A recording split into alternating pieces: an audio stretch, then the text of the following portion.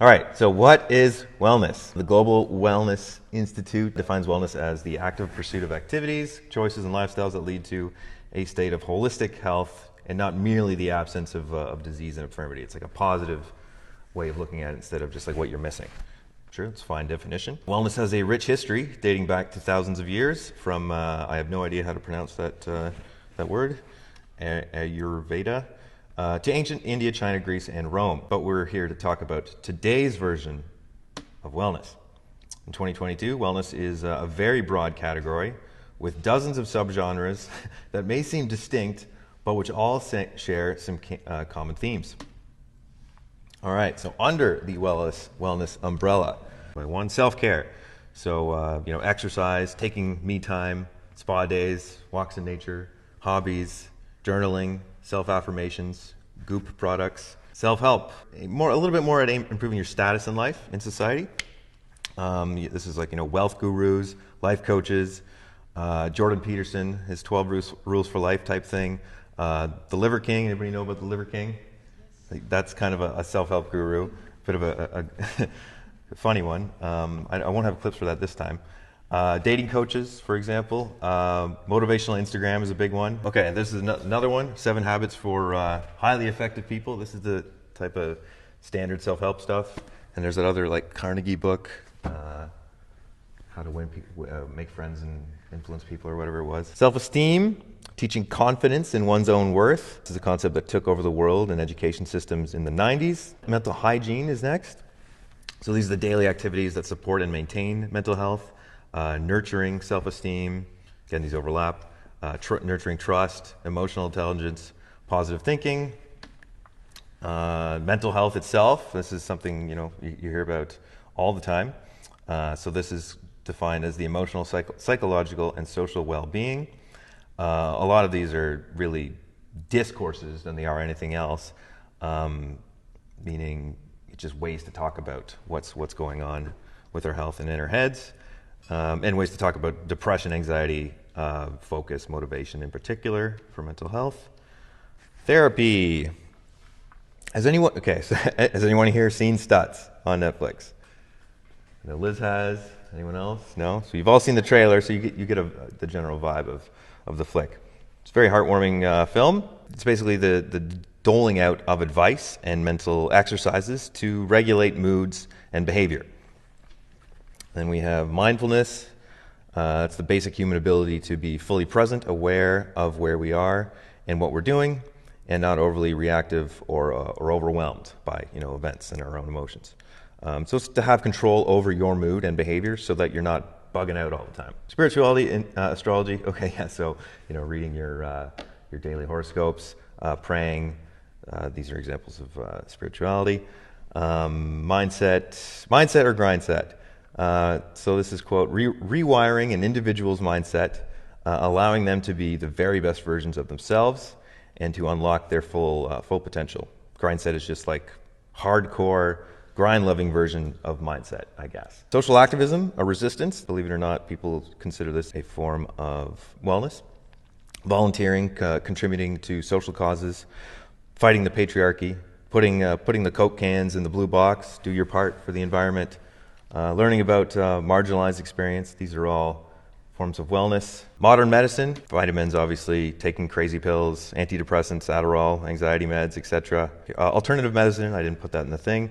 So acupuncture, massage, chiropractic, Reiki, homeopathy, magic mushrooms are also fit in there. Can anybody think of any other examples? Psychedelic workshops? Yeah? Okay, so how do we prioritize these things? How do we know what to choose, when, and under what conditions? Who's seen this before? Me, I used it in my presentation. That's right. Well, I'm stealing your thunder. Maslow's hierarchy of needs. All right. So this pyramid has come to be understood as one of the best ways to understand well-being and how to think about it.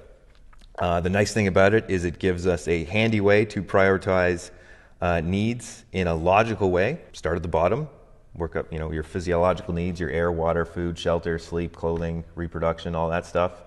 Because obviously, what good is telling a homeless person with no food, who's starving, to have self-esteem if they can't sleep or eat. So there's a hierarchy that we need to attend to. It's a common sense approach that anyone can understand.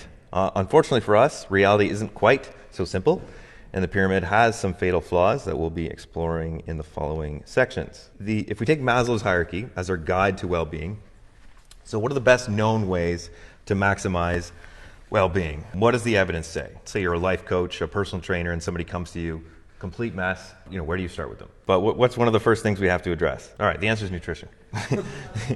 So yeah, people need to eat or else they're going to die if you're not getting your micronutrients and your calories. That's step one, I would say. So next on the Maslow's hierarchy, if we remember, safety. Yeah, a job that pays you money. Need money to buy that food. Reliable shelter, place to recover, not have to worry about predators, thieves, violence. Has anybody tried to find a decent place to rent in town recently? Almost impossible. So there's no guarantee you won't be on the street if, for whatever reason, you have to leave your current home. Your landlord kicks you out. He wants to do some whatever. Like maybe you even have the money and resources, but just nothing around, right? That's just the way it is. Sometimes the material reality gets in the way of you trying to achieve your hierarchical needs there. So next up would be sleep, which is recovery, good sleep hygiene. Health and fitness. Okay, this is us. All right, if exercise could be packaged in a pill, this is a quote here, it would be the single most widely prescribed and beneficial medicine in the nation. This is Robert Butler at the National Institute on Aging. We're a Lift Lab. What kind of exercise in particular is the best kind to focus on? Strength training, that's right. Yeah, if you had to choose one, if you only had a limited amount of time and energy, then strength training would be your best bet. It's the best bang for your buck in the gym. It's the only modality that improves all 10 physical traits at once. I'm not going to go through those because we talked about that in the last seminar, Philosophy of Lift Lab. Social networks and relationships. Love, friends, strong community bonds, reciprocity, solidarity. For example, the most successful treatment for psychosis known to date is regular social interaction. They have a program in Finland called Open Dialogue, where literally people just go talk to psychosis patients. Their symptoms are basically nullified when you just have normal interaction with these people. It doesn't cure the problem, but works better than anything else we have. Mindfulness and meditation, these have been shown to have beneficial effects on us. That's about noticing your own feelings and triggers so that they're completely under your control. Put your house in order. Being organized, declutter your life to relieve stress and free up time for the higher pursuits on this list. Clean up your room. That's a good start. Make your bed, clean your room. Thanks, Jordan Peterson. Taking on responsibility, giving, caretaking, volunteering, family, creating a business, for example. Studies have shown, programs have shown, if you give criminals and drug addicts a plant to take care of, for example, or several plants to grow, suddenly their life has purpose. That can be the catalyst to get them to change. Intellectual and creative pursuits, mastering a sport or a domain of knowledge, contributing to culture, a sense of purpose. So a general aim in your life, taking on great challenges, contributing to the social wealth. So what's missing here? What we've established is a decent roadmap, I think, to human wellness. But in its current form, wellness and all its subcategories amount to a partial map at best. They're not equipped to actually achieve what they set out to do because A, they misunderstand the mind, and B, they never address the material conditions that produce broken subjects that they aim to help. Okay, so now we're going to dive into the psychoanalytic take on wellness. Psychoanalysis. What the fuck is it? Psychoanalysis is our most advanced theory of mind, pioneered by Sigmund Freud and further developed by people like Carl Jung and Jacques Lacan. These concepts you've all heard before: ego, superego, the unconscious. Who's learned about these in a minor way at any point in their life? Yeah. Lacan, he advanced Freudian psychoanalysis to a whole new level. He came afterwards, talked about drives, desires, fantasy, enjoyment, jouissance, the big other, and objet petit. You don't have to understand what any of those mean. Carl Jung, another famous figure, he develops psychoanalysis into this idea of transhistorical archetypes, which is how you end up with weirdos like Jordan Peterson commanding us to, slay the dragon of chaos and save your father from the belly of the whale. Pure gobbledygook. So, The critique of therapism. These are the easiest concepts, so I'll be repeating myself a lot, saying the same things in different ways. I don't even really understand this shit.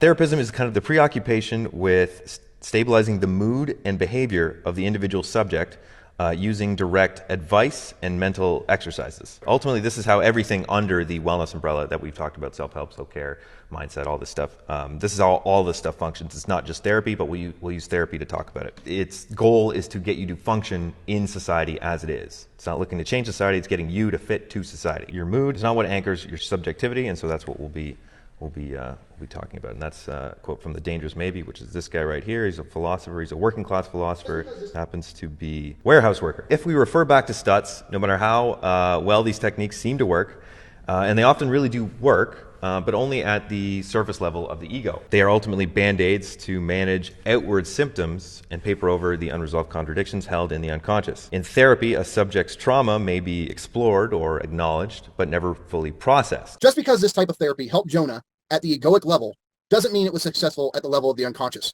But if it works, then it's right? Wrong. And that's kind of sums up our position on this, where, look, some people actually, part of what will help them is having a friend or having a mentor. That can actually make their life better. But that is not the work of analysis. And just because you did that, don't think that you've undergone some sort of like reconciliation with your unconscious, like you've done anything to your unconscious, right? All right, so the true self. What therapism doubles down on is the fantasy of the true self and wholeness. It strengthens the ego in particular. But the true self is not just an illusion, but an illusion we suffer from.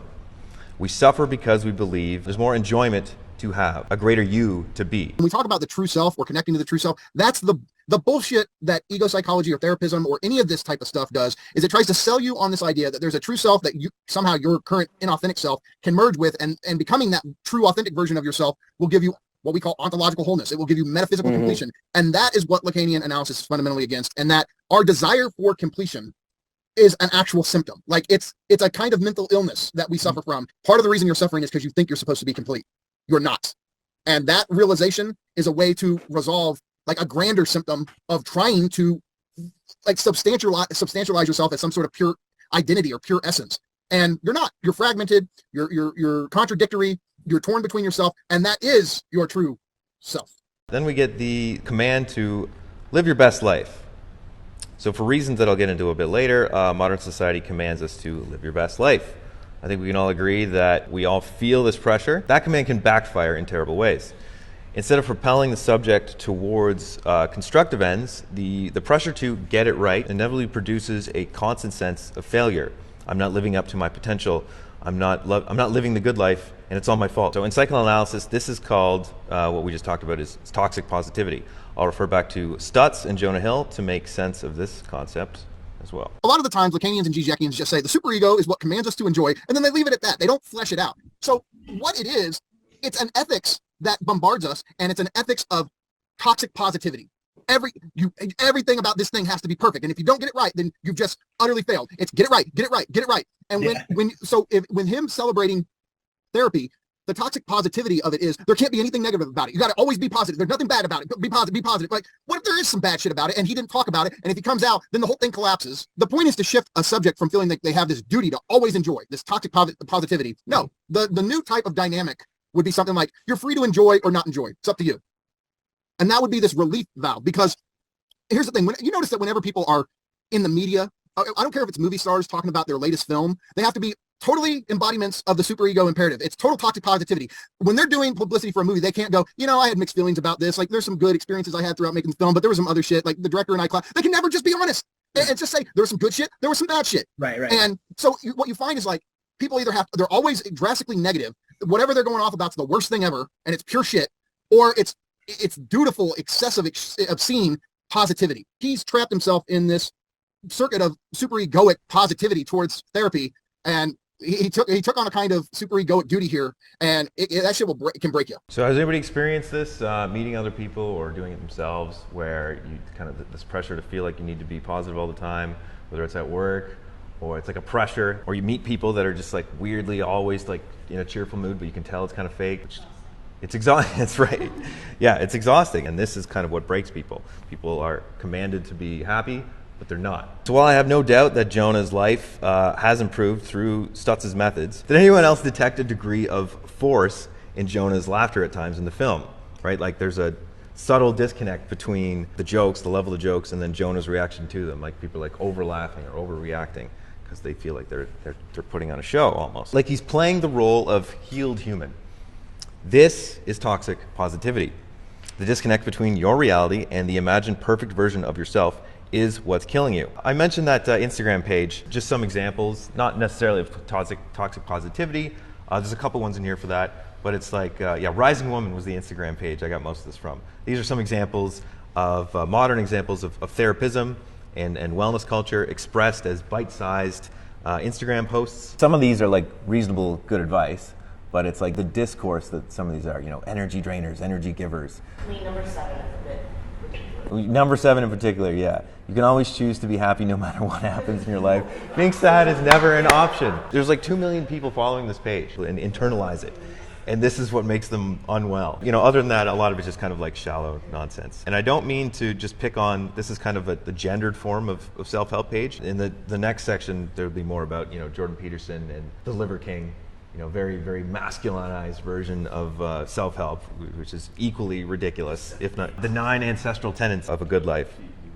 Yeah, and those are steroids, HGH, the $15,000 a year that guy was spending on steroids. Mindset. Let's talk about mindset. All right, focus on the goal. So you'll often hear gurus and their parrots talk about success mindset, specifically in terms of blocking out any and all external considerations, law, politics, relationships, inflation in the economy, pandemics, economic collapse, famine, ecological collapse, global warming, civil war. Doesn't matter. Those are just distractions. Focus exclusively on the goal. You are the only person who you need to rely on. Okay, withheld enjoyment next. So mindset tells us that successful people, they don't party. They don't cheat on their diet. They don't binge watch Netflix. They wake up at 4 a.m. dutifully every day on purpose. They don't enjoy. They endure endless months of tilapia, chicken, rice, broccoli, gruel, and hunger in pursuit of perfection. This mental distortion inevitably fosters obsession, misery, and a false promise of actualization, of wholeness that can't be achieved. More importantly, the need to project success and happiness, whether real or not. So mindset-ism is just another road straight back to toxic positivity. The mistake isn't tenaciously working towards a goal. The mistake is the implicit belief that this goal, or even the journey towards a goal, will make you whole. That it's the thing that you are missing. It's your lack. It can fill in the lack, the void. That is the disconnect that causes your suffering. That is the disconnect. Okay, so this next clip uses some psychoanalytic jargon. When you hear the term big other, just think the inner voice that reminds you of what society would think about what you're doing. So the big other has a tyrannical function to keep you in line with society. If we are driving ourselves crazy, if our neuroses are in any way, shape, or form linked to our unconscious belief that the big other can provide us with this type of ontological completion, and that's the source of our neurotic suffering, then the point is to get rid of the big other as consistent and substantial and to see it as the lacking other that it is.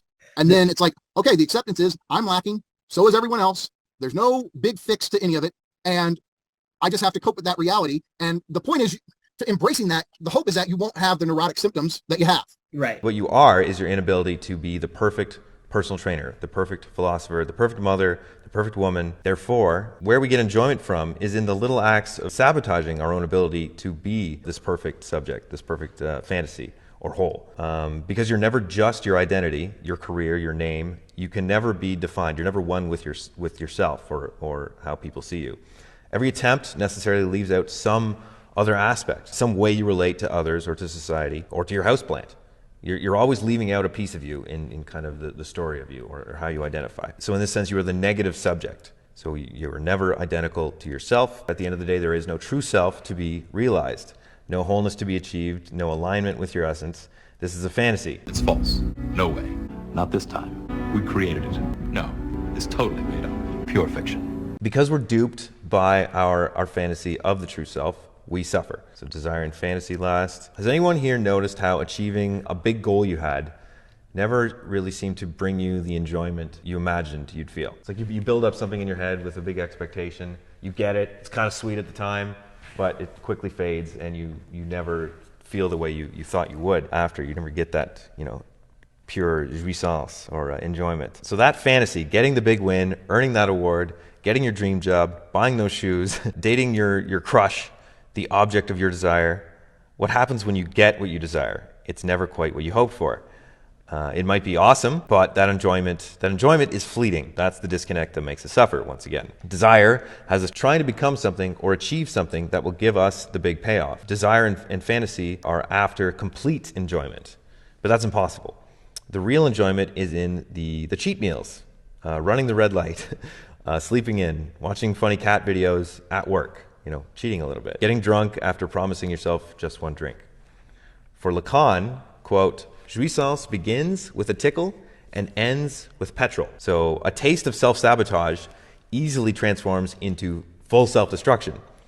I don't know if anybody has ever experienced this in their life. They just did a little bit of change, they completely got off track. So this is what it is when people snap, right? Or seemingly just throw everything away, everything in their life. Like, this is why this happens. It's your repressed enjoyment having its revenge. But the degree to which you self-sabotage in these instances corresponds directly to the level of power you allow this fantasy image of yourself to hold over you. So your attempt to be perfect is the flip side of your own ultimate destruction, your destructive behaviors later. On the other hand, if you have a relaxed attitude or understanding about fucking up, getting embarrassed, not living up to expectations, or failing, if you have a relaxed attitude about these things, your acts of self-sabotage, which you will still do, your nuggets of enjoyment, will appear light, whimsical, and contained in such a way that they won't destroy your life. If we are driving ourselves crazy, if our neuroses are in any way, shape, or form linked to our unconscious belief that the big other can provide us with this type of ontological completion, and that's the source of our neurotic suffering, then the point is to get rid of the big other as consistent and substantial and to see it as the lacking other that it is. And then it's like, okay, the acceptance is I'm lacking, so is everyone else. There's no big fix to any of it, and I just have to cope with that reality. And the point is to embracing that. The hope is that you won't have the neurotic symptoms that you have. Right. All right, material basis for toxic positivity. Humans versus animals. So for a human to become human, it requires external input of others. It requires language and social interaction. While animals are driven by instincts and homeostasis, language means that we humans are instead driven by desires. It's a blessing and a curse.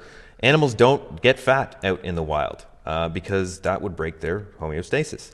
They get fat when they hang out with us. Language enables us to compare the difference between what is and what could be. This is something animals aren't able to do. You can't do that without language. So we are cursed to be oriented towards excess and enjoyment. And this derails us in our goals, in our lives, but also makes life worth living. This is why we are split subjects that cannot be made whole. This is like the primary thing that makes this true self impossible. In this sense, a feral child raised by wolves or alone is not actually human. In fact, without physiological touch or social interaction, a young child will literally just keel over and die. The child never formed language because they're alone or raised by wolves, and thus lived by instincts alone, became an animal, or was an animal, never left being an animal. The individual is its relation to the social order.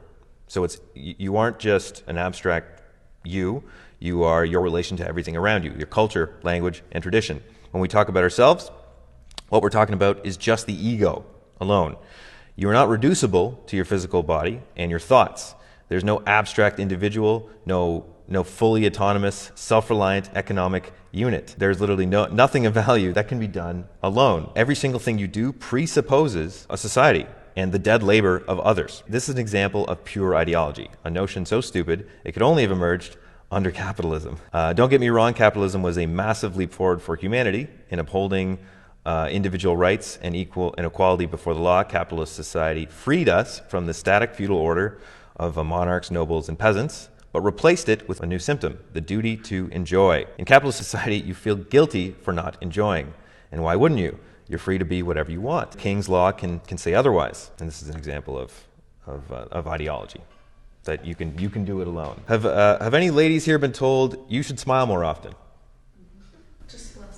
Just last night, exactly. Right? So this, everyone notices when you have a bad day. It sticks out like a sore thumb. You can't just be. Negativity makes people nervous. They don't know how to react. They don't know what to do when someone's having a bad day. It breaks their reality. We need others to appear happy to unburden ourselves. We all know that we're not truly enjoying, but we feel it's our duty to simulate a society where everybody is enjoying themselves. The duty to enjoy actually drives us crazy.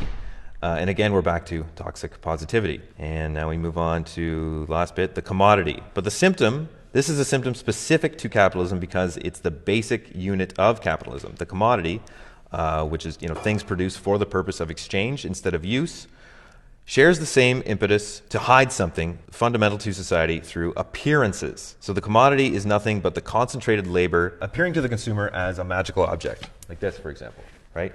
This isn't just a phone. This is thousands of people working on the thousands of different parts from all over the world bringing it together. But that's disguised. That labor is all disguised in this shiny thing, boxed very nice at the store. So in pre-modern society, you literally see the labor of the shoemaker, the tanner, the blacksmith right in front of you. Even more so with hunter-gatherers. You kill the hog yourself, you grow the grain, you chop the wood, boil the water. But in capitalism, all that labor is hidden. It's like the products grow on the shelves of the stores. Everything that went into making and distributing the commodity is mystified, alienated from both the laborer and the consumer. But to finish, so I've given you a bunch of incomprehensible psychoanalytic analysis of wellness and therapism, how it relates to capitalist society. So let's make this a little bit more concrete. What's a healthy approach to fitness? The answer is a negative one, like we talked about. To make fitness not the fantasy, the primary obsession, or the object of desire. If you want to have a healthy mind, the reason you're in the gym can't be about getting the perfect body or the heaviest deadlift. I mean, it can, but not without creating this irreconcilable split in your unconscious that makes you suffer. If you don't create this all-consuming fantasy version of yourself, then you can't logically be undermined by cheat meals and skipped workouts that are part of your enjoyment that are going to happen regardless or make you crazy. Instead, make fitness ancillary to your goal. If your goal is living a good life free of neuroses or as little as possible, then being pretty strong, pretty ripped, mostly eating healthy but having cheat meals when you want, that's what your goal is or should be. The neurotic need for status and validation might get you to these lofty goals that you set for yourself, but will also destroy you from the inside the more perfect you need yourself to be. So winning mindset is something you hear about. The response you'll often get to someone talking like this is, you'll never achieve greatness with this attitude. That's a loser mindset. But no, actually, winning is having big goals while being okay with imperfection and not worrying about aligning with an impossible true self. Obsessions and fixations on greatness always have a flip side. Maybe in the home life, maybe it suffers. Maybe it's health that suffers. Maybe it's unseen addictions. The takeaway here is to do all the things still. To conclude this section, I want to reiterate that most, but not all, of the strategies and tools found in our modern distorted form of wellness are still very useful building blocks for self-development. The key is to never fool yourself into thinking you discovered the thing that will make you whole if you just get it right. But as I mentioned earlier, even with the correct theory of mind in hand, the modern degenerated form of wellness will remain a hollow husk until we address the material conditions which prevent all but a tiny minority of comfortable upper middle class professionals from applying these tools to their full potential. So in reality, they don't actually apply to everybody, and they can't. And this is what is meant to be addressed in the next section, which there's no chance I was getting to.